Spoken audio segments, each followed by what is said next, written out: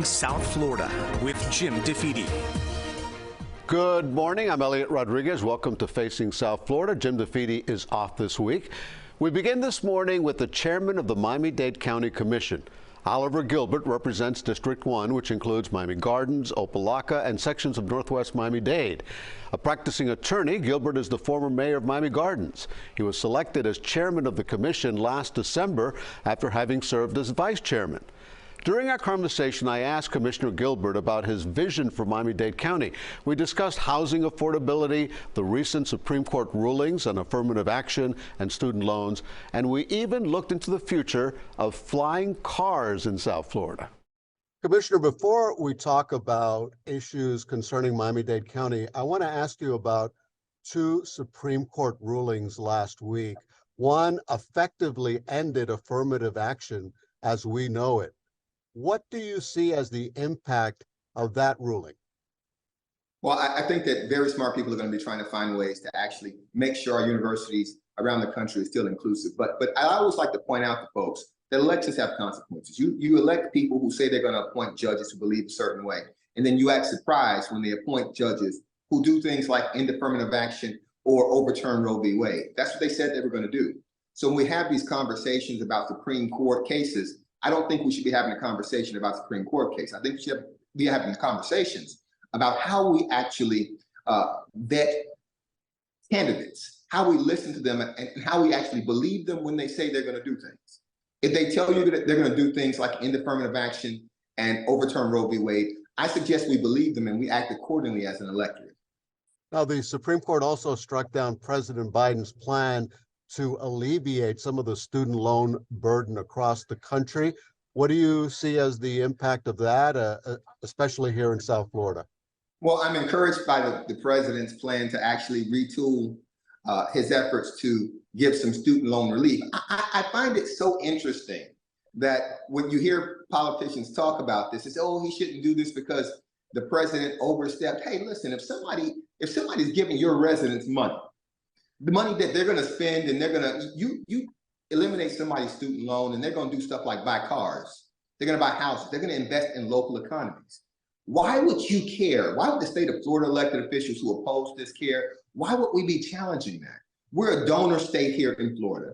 It bothers me to no end that we have Florida elected officials who decided to file amicus curiae briefs to actually overturn the student loan forgiveness program.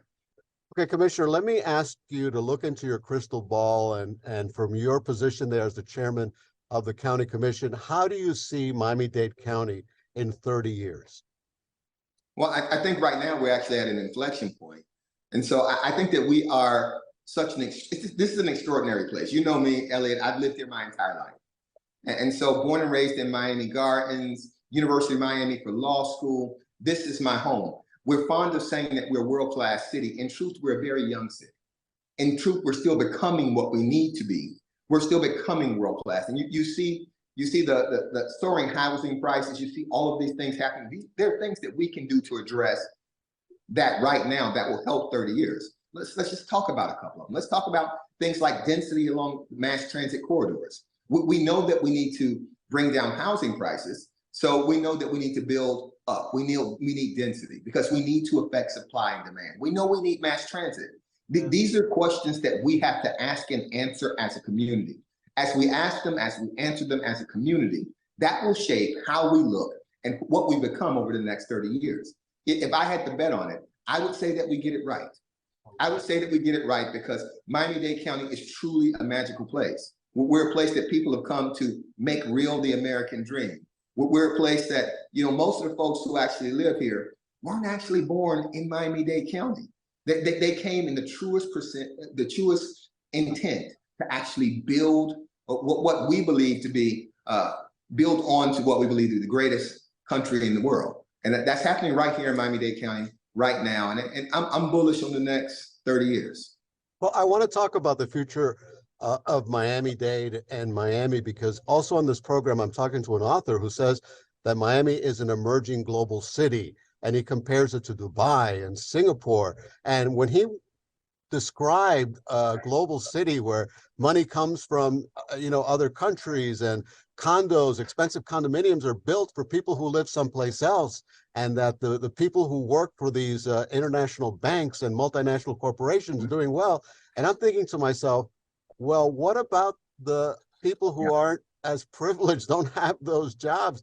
What do you do to try to help the people who are struggling to find housing, to pay bills, you know, when we're seeing Miami become more and more expensive to live? You invest in the number of units that you have. And I think you see that with the RTZ ordinance that I sponsored and we passed last year. I think you see that with a lot of legislation that comes. You see that we understand from a county perspective that if we're going to truly affect housing prices, we have to affect supply and demand. It's essentially the first day of economics class. First day of economics class, you learn that if supply was really low and demand was really high, then prices were going to be really high. Well, what we know is that we can't build outward because, you know, we're limited by the borders. We have some neighbors, the Atlantic Ocean and the Everglades, but what we can do is go up. And when we do that, we know that we can, over time, bring housing prices down. Are you optimistic about what the next 10 years hold for Miami-Dade County? Absolutely. Absolutely. What are you most optimistic about?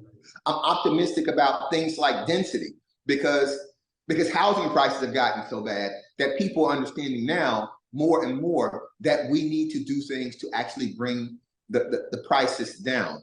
I'm optimistic about our ability to attract new companies who are innovative and new technologies like urban air mobility. This is truly an extraordinary place to live, and people are discovering us in that way. And so, I can't let you go without you explaining what urban air mobility is. Urban air mobility is the idea that you're going to be able to take off from one place, go straight up in an electric vehicle, and travel within 100 miles and land someplace else. It is not something that solves the congestion issue, but what it does do is provides another mode of transportation, which probably is going to be towards the future. We're essentially building a network in the sky. When are we going to see this, Commissioner? You know, we're talking to companies every day. I think some of them are saying 2025, all right, 2025, 2026. And so we know that there's going to be a test flight out in California that we've been invited to go look at it, because we actually are one of the communities that the industry is looking at trying to launch here first.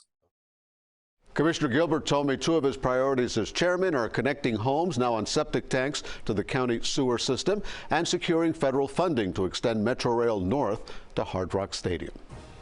Still ahead on Facing, the new book that puts Miami front and center as an emerging global city. What that means and why it's significant when we come back.